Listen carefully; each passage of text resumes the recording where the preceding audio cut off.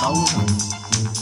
Uy, tawag. Hello.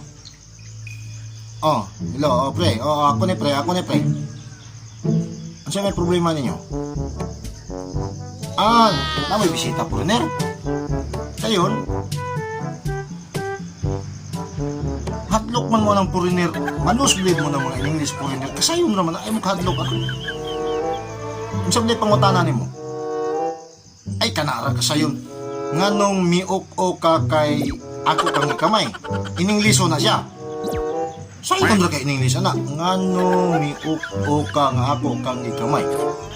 Rani per, paminaw pre, sayon ra ka na pre, may kanyang mutana ka, paminaw kayo ha. Why did you cockroach when I sugar you? Kana pre.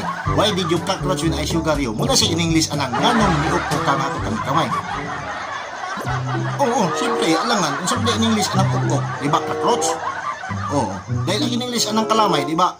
Sugar. So mao na siya ang in English anang miok ko ka nga kang kamay kay. Imo ko masay translate pre, sayo na ka naman why did you cockroach when I sugar you? Oh, timanin na priyasos ko, look man mo ng mga foreigner.